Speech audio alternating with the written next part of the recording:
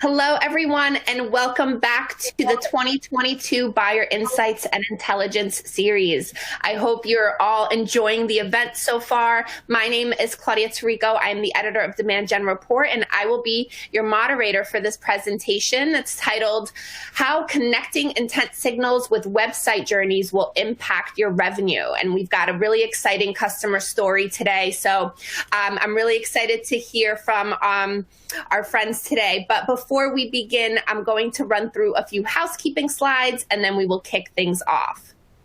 So first things first, if you are new to Demand Gen Report, welcome. We are an online media company publishing everything from daily news, a weekly email newsletter, special reports, original research, and a rich menu of additional resources. So if you haven't done so already, join more than 75,000 subscribers to our weekly newsletter by subscribing to demandgenreport.com today. And of course, during and after today's session, please follow along and share your thoughts and feedback with us on Twitter and even LinkedIn as well. And you could use the hashtag BII22. All of our links and handles are right here on your screen, and we look forward to connecting with you on social. I also want to take this moment to announce that we are going back to Boston for our B2B Sales and Marketing Exchange. We're so excited to see our B2B community and hope you can join us this August. For more information and to check out the agenda and register, go to b2bsalesmarketing.exchange. And I hope to see you all in Boston in just a few weeks. Now, for this presentation, we'll be using the On24 platform, and you'll be able to access pretty much everything that you need right on this toolbar that we have mapped out on your screen on this slide right now. First things first, we encourage you to ask our presenters questions today. And to do so, simply click that Q&A widget at the top right corner of your screen. The session is slated to run about 30 to 35 minutes with an extra few minutes for Q&A following the session. So submit those questions using that widget at any time. Now, if you want to see what else we have in store for the series this year, you could access all of the BII sessions on the right of your screen, right under that Q&A widget. And then right below that, you'll find some additional resources that we've made available to you. Today's session, like all of our other sessions, is being recorded, and all of our attendees will receive an archive link to the presentation to go back and review and share with colleagues. And in addition to joining the conversation online today and submitting your questions, we also welcome you to please let us know how we're doing. We've put together a very brief survey that will automatically launch once this webinar session ends. But if you can't wait till the very, very end, you could pull up, complete, and submit the survey at any time by clicking on the survey icon at the bottom of the On24 toolbar. We actually have it circled on the slide right there, so you can't miss it. So please, before signing off today, take a moment to complete this quick questionnaire. All right, well, now I'm very excited to introduce our featured speakers for today. We have Avishai Sharon of Trendemon and Debbie Schreibman of Halo. Avishai is the CEO and co-founder of Trendemon, the website journey orchestration platform. He has over 15 years of experience in digital marketing, marketing technologies, and startups. And prior to Trendemon, he founded a digital marketing agency which served Fortune 500 customers. Today, Trendemon is focusing on fixing the broken B2B buyer's website journey while establishing a new category in the space of marketing technologies. Debbie is the digital marketing manager at Halo, a breakthrough AI processor based on a novel architecture. In her role, she creates the lead to revenue infrastructure, manages all marketing programs, defines the customer journey, engages prospects, and drives leads that result in new sales opportunities. So I'm really excited to hear from both of them today. So without further ado, I'm going to pass things over to kick off the session. Avishai, it's all yours. Thanks, Claudia. Pleasure to be here. And thank you also, Debbie, for joining me on the session. Before we kick off, just to give maybe a brief context of of what we'll be discussing today.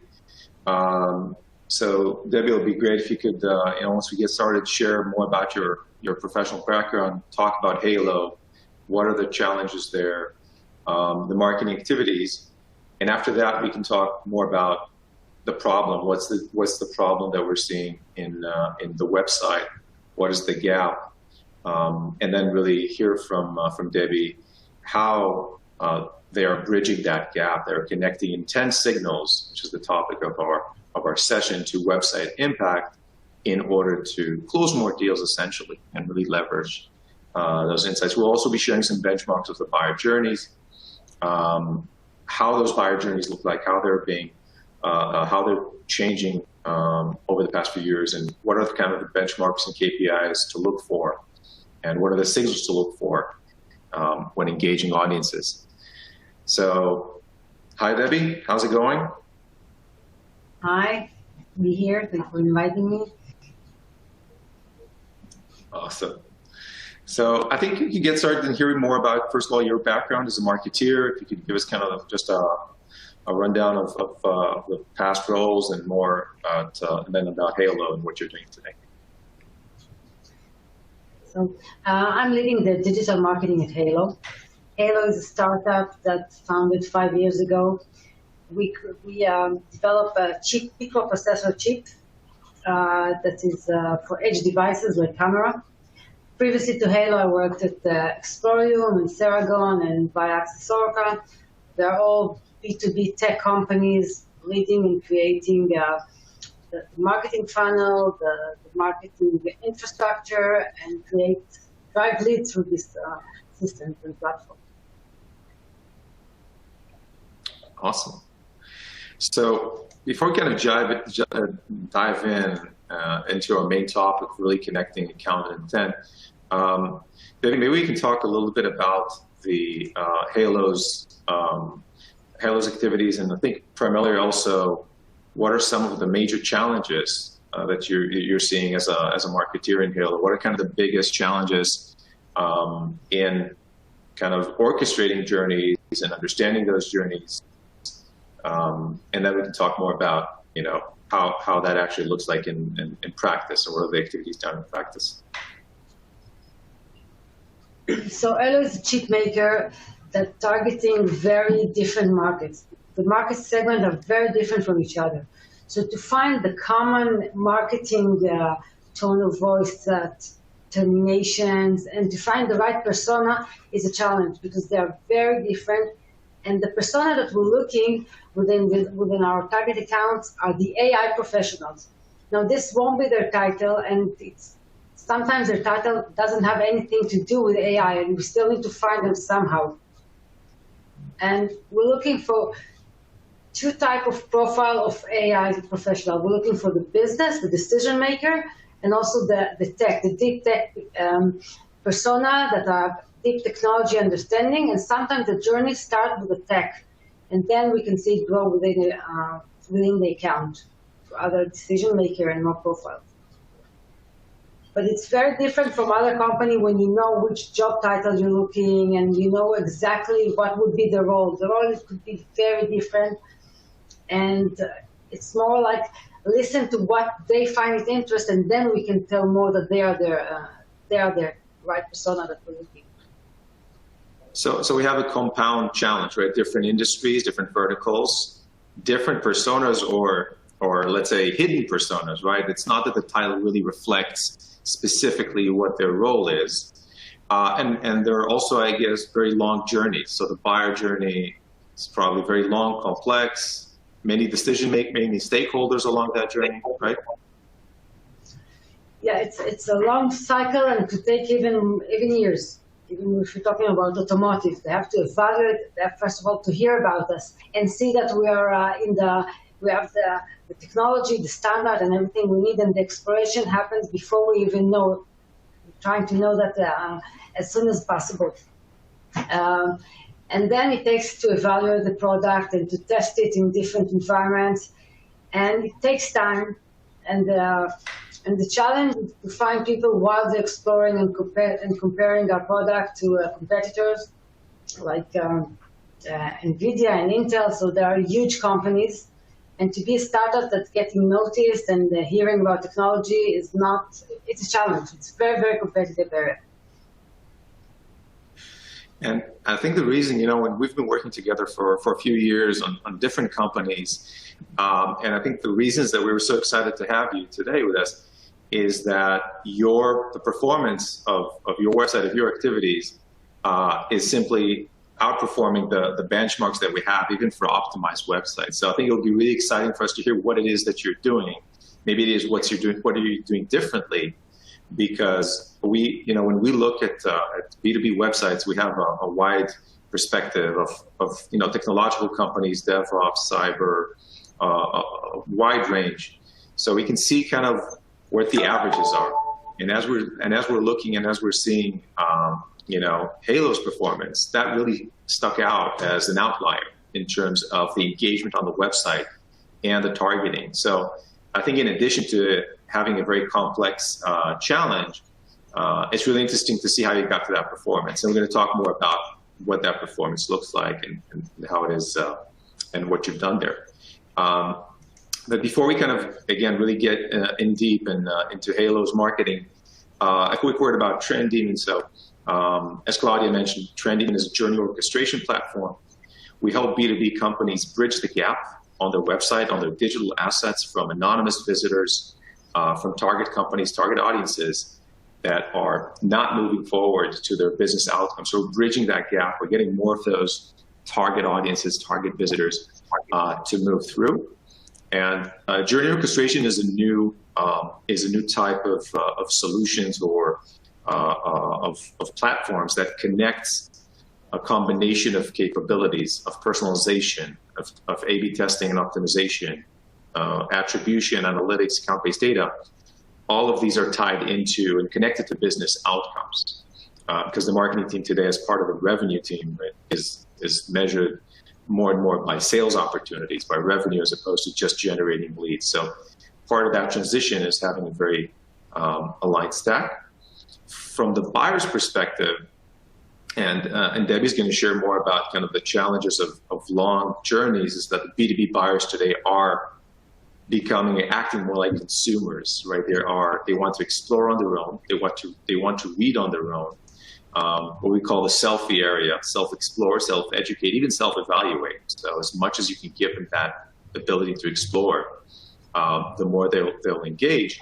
But again, the problem is that most digital assets are static in that sense. They're not able to support that movement. And one of the things that we'll discuss is not just the ability to move them, but the ability, as Debbie called it, to listen to them, right? To learn from your audiences what resonates with them as a key driver of how to really bridge that gap and how to move them into action, right? So just talking about benchmarks, and then we can jump into a little bit about Halo's story. So in general, when we're talking about the movement of audiences, we can see that a relatively small percentage is reaching those fractions, reaching those deep end goals. And we're going to share Halo's KPIs later. But you can see that in terms of the total number, a very small fraction is going to reach those outcomes. And a very small percentage of the visitors are going to be relevant in general. There are going to be a lot of people visiting your website for different reasons, students, analysts, just browsers. But you want to be able to single out those groups with high intent. The general B2B numbers, and of course, every use case is different. But in general, we're seeing that the average journey to an SQL takes on average 12 page views, 7 page reads, people actually reading those pages, and 3 sessions. So there's not a whole lot of opportunity to affect. And if you're not able to serve them with the right information at the right stage, there's a very good likelihood that they're going to disengage. And if you compound to that the fact that the accounts, most of them are going to be anonymous. So if you have 10 people in an account, maybe 1 or 2 are going to be known. The rest are still going to browse anonymously. So that creates an added challenge. Before we kind of dive into the use case, the general playbook that we're going to talk today is that feedback loop of transforming the website from just a static showcase that just pushes any type of content for everyone to a feedback loop that, first of all, starts with listening to what resonates, scoring and attributing what works, and then being able to serve it in real time in order to move it forward.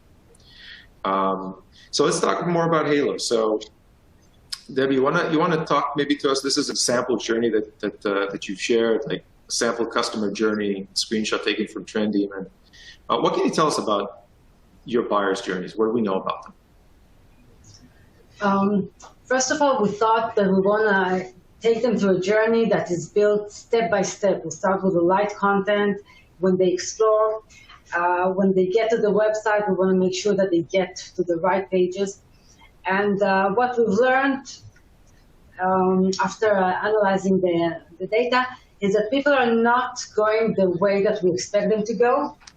And in order to create and engage with audiences, sometimes we have to start with deep content. We have to make them read more content that is related to them.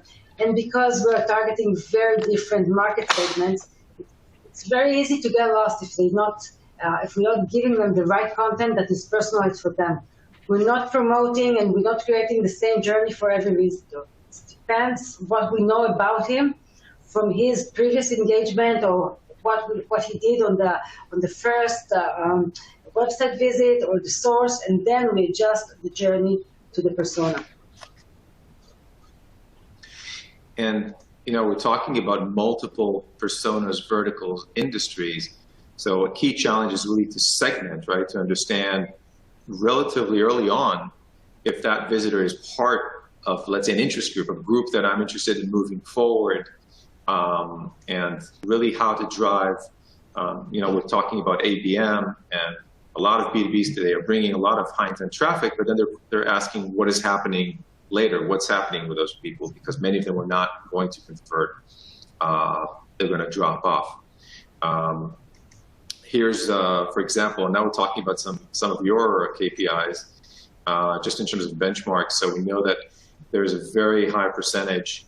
We're seeing a very good movement from visiting companies to preceding companies, and then from there to engaged, and very higher conversion rates through that motion. So now that we know that there's a very good use case, or there's a very good success rate, take us through kind of your playbook. What did you try? What did you also fail? And what did you learn as you were building this and changing this to get to those numbers?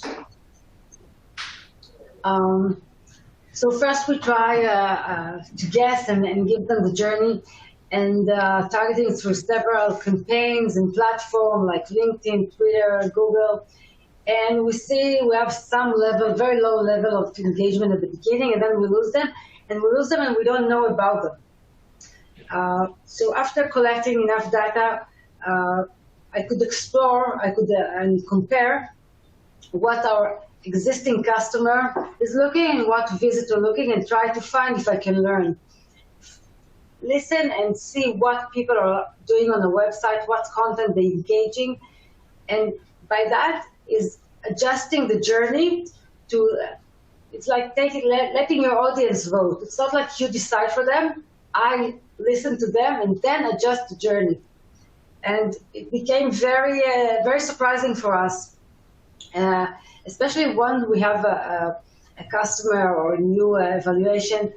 Then we learned that we have contacts with many personas within the same company. We're talking about large companies. And it's not just one person that is the main contact that's driving the business. We needed our customer need inside their companies, they need many people to evaluate and to influence about the decision. So when you understand that and you look about and you look on your database, not on the contact level, but on the account level, and especially when it's targeted account, so you see in order to understand the full picture, you need to test it from the domain and not from the user. When you get into that, then you needed to track the activity from a company before they identify themselves for us. We want to predict which company shows interest, with more than 5 people. And if they're looking on tech pages or business pages, one of the things I did that was very just targeted the right audience is to tag the pages by different items, like either tech, business, could be object detection, automotive, different interest. And the page could be tagged with more than one tag, and then the campaigns are adjusted within the website to take them according to their interest. Step by step, we give them a journey that is personalized for them. For example, I don't know what a person got first to my homepage, what would be their interest. So the first touch is not always what's count. But then if you went to an automotive page, then we have a full list of pages and content that we want them to visit. So all we know about an unidentified user on a website is just based on the interest to say, okay, next visit, he will only see automotive information. We don't ask them to convert. We don't ask them anything. They don't want us to feed them. We also tried email campaign with a workflow that if they read something, then we send something after a few times. Those campaigns didn't work. So even when we know them, because we asked them and because we saw their activity after that, it started way before they identified.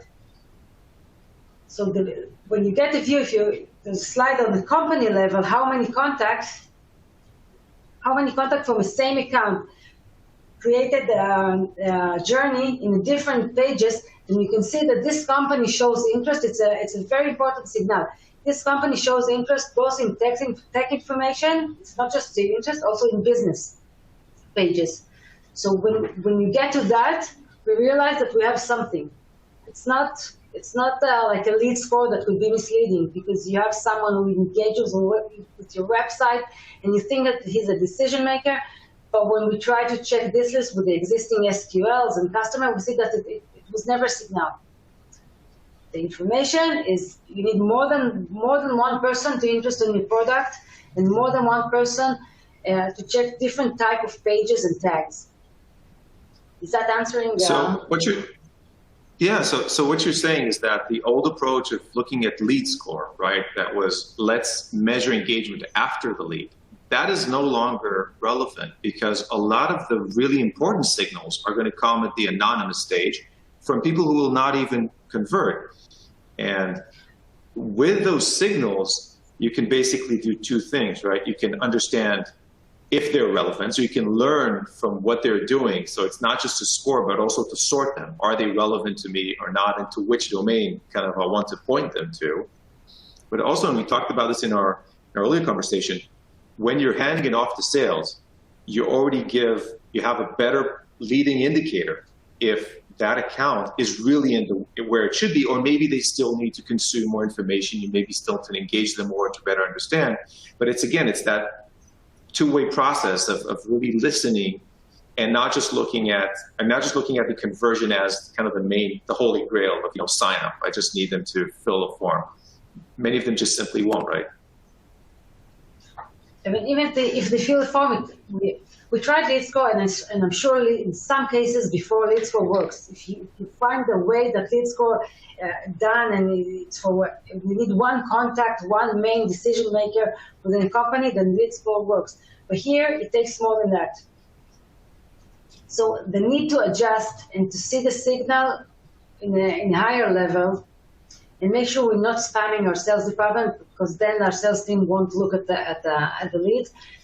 And when we hand over lead to sales, then we tell them, he has all the information about the account. He knows what happened before. He knows that what's the interest and what's the level of their research that they did before they identified themselves.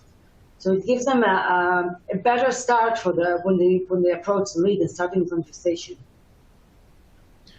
Right, and here, for example, in this screen, so if we talked about the view of the company at the account level, how many people, how they're engaging, we also understand which content they're engaging with, right? Which areas, and you mentioned tagging. So structuring your website correctly is an important part of that ability to listen, because if it's just all pages or if it's just general content, it's hard to understand really what they're engaging with. Here we can see an example of a specific account which areas, pages, events they've completed, regardless of their known or unknown status. And then that information could then feed into the sales team, right, to give them heads up, more intelligence on the maturity and on the type of the topics that they may be interested in, especially as we have different personas, different verticals, and it's a pretty wide game, right? Yes, and I think that what made it different is to see that sometimes the people that are most engaged, that are very, very engaged, are not the right people that will make it. If I say in other words, high lead score doesn't necessarily tell the story. Right. We want to see them, and we create also different audiences on the website, and those audiences are built. Some of them are worked, and we learn from their journey. We learn about their job titles, because after you build an audience, you see their engagement along the way, and then you see the conversion, so you can learn. I can see what job title are very popular in certain region that we can add now as a targeted job title, and we can learn if they're starting from the developer zone, then we're targeting tech persona. And those audience allows to adjust the journey even within the industry. It's not just content for automotive. It's content for tech automotive. It's content for business personas in automotive. And while the email marketing wasn't very responsive, the website information and the website exploring, we see them engaging. And we try to not to put, once we know them, we try to lower the level of gating content to allow them to easily experience the website and engage with more content. We know your name. If we have your email and it's a business email, so we know from which company. If you're from targeted company, targeted account, then it's even less gating. We have an area with a secured access level at the developer zone. If we know you, we'll let you to access the content easily. You don't have to submit a form. We want you. We try to give value and give it for free with a clean experience. And once you lower the gating bar, you see a longer website visits. And I think, first of all, it's pretty brave because, it requires a shift from the mindset of capturing leads, of gating everything and looking at the lead as the main KPI to looking at really driving accounts. You also mentioned, just in terms of the main takeaway I see for this is segment. The more you segment your website, you segment your audience, the more you have that drill down, the more you can bucket them into right persona, right? Or even, we talked about this, if they're not relevant, like careers page, right? There are certain signals that tell you maybe, that's not somebody, who's relevant. Maybe they're looking for a job. That could be also a factor into that, right? That formula of whether it's worth to have the SDRs go after that or not, right? Their time is super valuable. You don't want them chasing irrelevant prospects or phantom accounts, right? Yeah, and first, we're a very small company, so we don't have SDRs yet, so it's directly to sales. So we have to be more careful with that. And we found which pages has negative signals. The career page, the PR pages, about us, but not about the product. So it takes time to understand that people who explore about the company might be very relevant. We want to keep them, we want to have them on our website. We want to nurture them for many reasons, but this is a negative score and negative signals, and we won't pass it to sales if we see high traffic from a company that looks for career, PRs, and learning about, I don't know, sometimes it's sales that want to offer us information, but we couldn't tell that because once someone starts to engage with your content and it looks like it's very into the tech deep content, but you see if it goes together with careers, PRs, and that kind of information, then we won't pass it on to sales. It won't become an NPO. So I think if we just kind of pause in terms of the main takeaways and things is, first of all, we know that more and more of the journey is anonymous. People are not going to fill. You're going to have to serve it. But with that challenge, there's an opportunity. There's an opportunity to learn, right, to listen, And from that point, to have a better targeting of your teams, your sales teams, or your content creation, or your marketing and promotion teams, to focus on the accounts that actually show those not just intent, but they engage with your assets, with your content, with the relevant content, and do so time and time again. And that's when when we understand that the big picture is on the account level, so we realize that we are the blind spot, because you can't tell on the company level, you can't tell from which domain they arrived. This is what we had until April. We had targeted account, but we only could track the identified, the converted contact. Now, with the ABM ads, we can track this on the domain, and this actually, I don't have to create a list of converted user, but on account level. And it's very easy to see the numbers and just to see which company has now increased their engagement, and it even can be automated. You just mark it, and we have HubSpot list. It's connected to HubSpot, and HubSpot sends us a flag when we tell them that on which company we're looking there, and we send it automatically to sales. It actually make the marketing sales process automated and easy to track.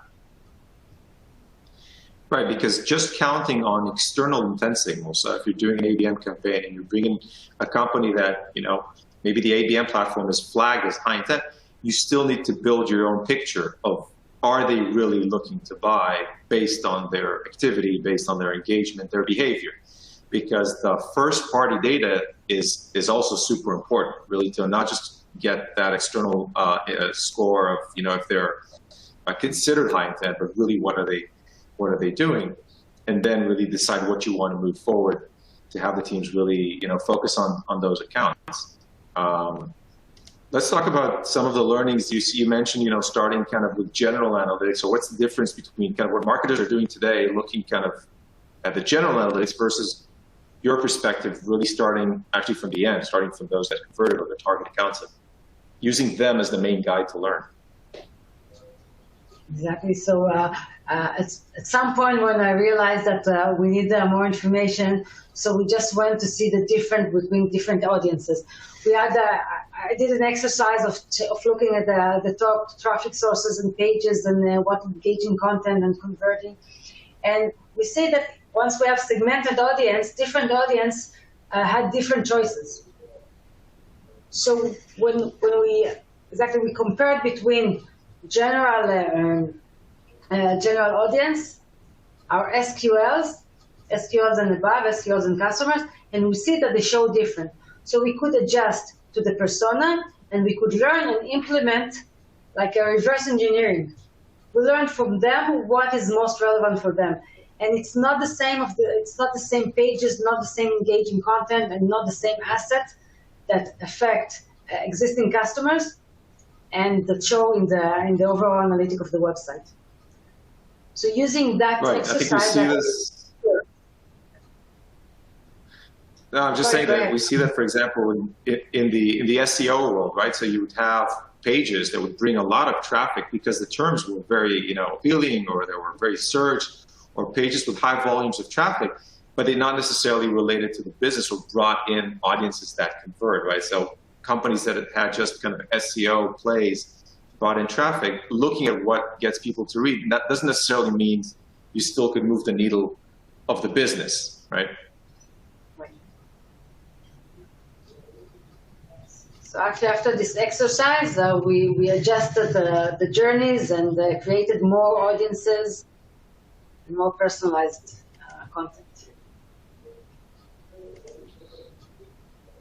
Awesome.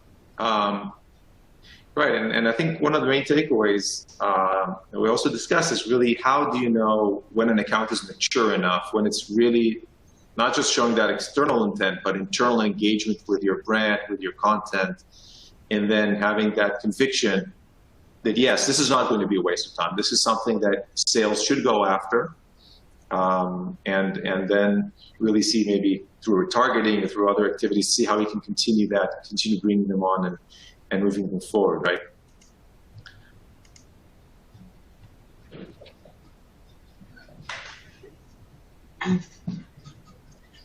So I think the main lesson for me was to listen and learn from the people that knows. How do I know that they know? They are the customers. I look at their vote and I just follow them. It requires to adjust and to assume that you don't know and let them make the decision, their own decision at their own time and unconverted.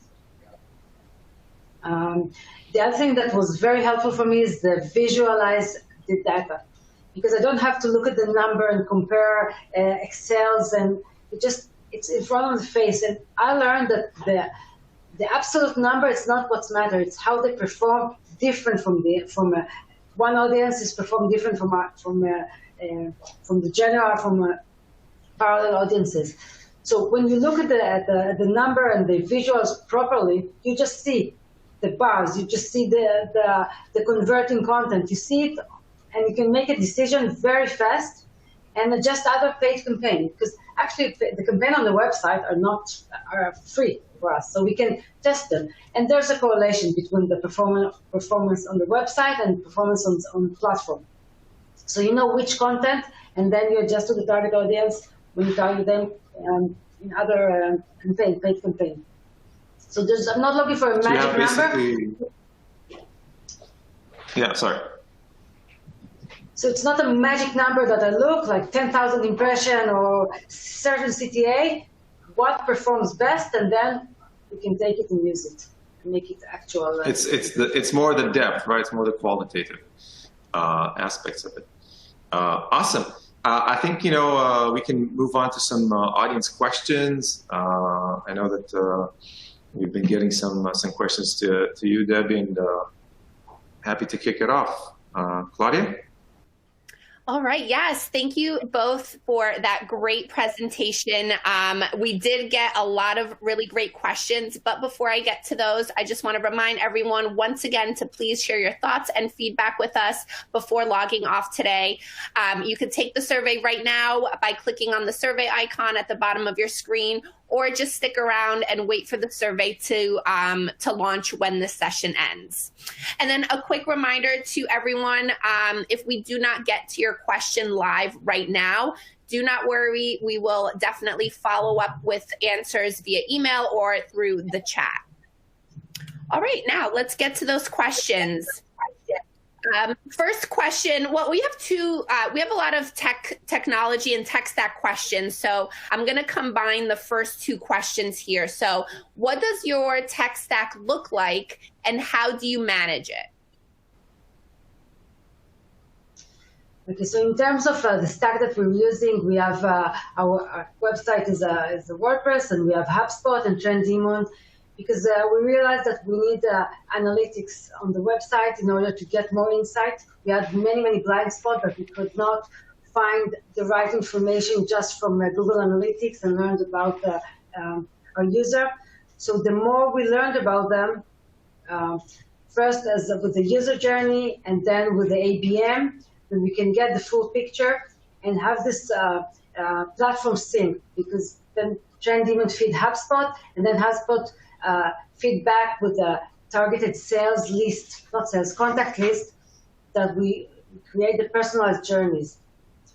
So the main platform are of course, on top of the website is HubSpot and TrendDemon. Awesome. All right, next question. What is the decision-making process when evaluating new technologies? So first, when there's a need for adding a platform or to adding a solution, so we start searching and evaluating with companies like us, because not what's right for another company or another marketer is right for us. And then we try to see and test it and see if it's really answered the question.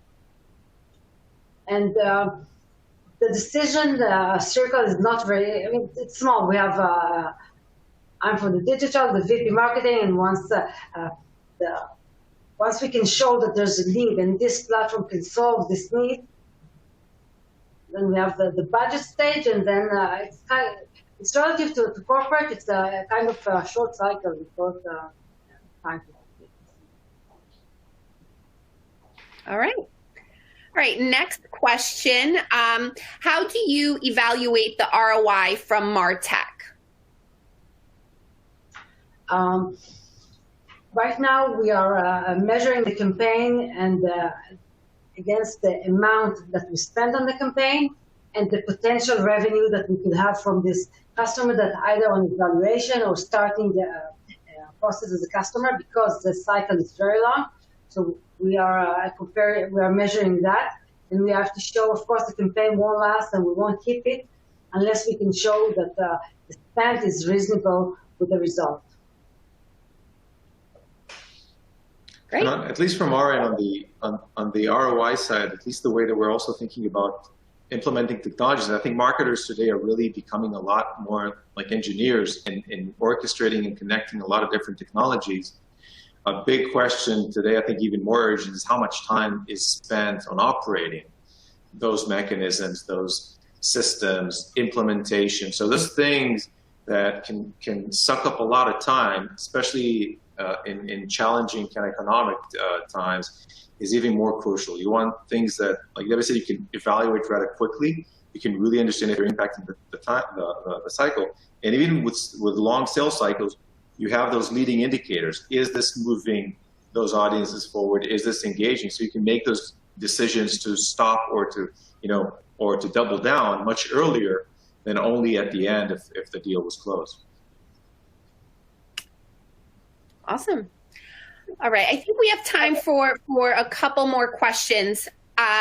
Next one. When do you move potential buyers to sales and or SDRs? Yes, we are a relatively small company. We don't have SDRs yet, so everything goes to sales, which means we have to be very careful and not spam them. So we have our main points that will pass an account from to MQL and then being passed to sales. It has to go through a certain number of content that it consumes. If it's a search, if it's a traffic source, and also consume three content pieces from the same account. We try to see for each journey there's a different point that you have to go past before we pass it to sales for their evaluation. It's based on the content, the source. Awesome. And speaking of content, I'm gonna ask one last question from the audience, and it's related to content. So, what are your top performing content assets? The type of asset that was show a high conversion of it's not just number of conversion, it's the quality of the conversion. It's actually very deep tech white papers. We have demos that people want to see even if they're not gated, but then they show conversion on the same page after they watch the demo. It's a short video that we show even on LinkedIn. But this content is leading to conversion. So even if it's not the content itself, when we see they passed this demo, and then they will convert on other form.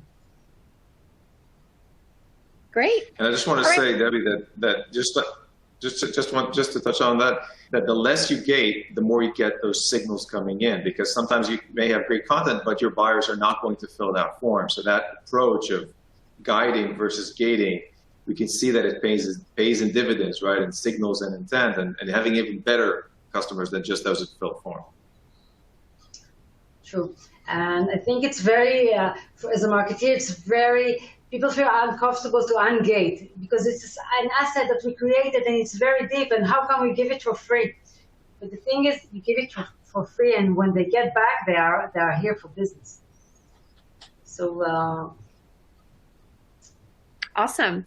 Yeah, that gating or ungating topic is definitely always up for debate, and we could always have a whole webinar about whether to gate or not gate content. And I love that topic. So before we, waste more, take up more time answering that, I'm going to cap the audience Q&A right there. But like I said, if we did not get to your question live, do not worry.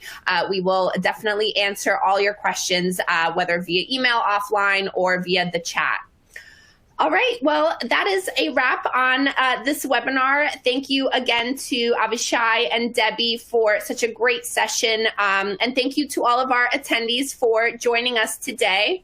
I just wanted to let you all know that all of our sessions are available on demand. So if you missed anything during the week, you could definitely go back and check it out. So this session and the next one will be available on demand. So definitely check those out. All right, like I said, that is a wrap. Thank you again to everyone and have a great rest of your day. Thank you. Thank you, Claudia. Thank you, Debbie.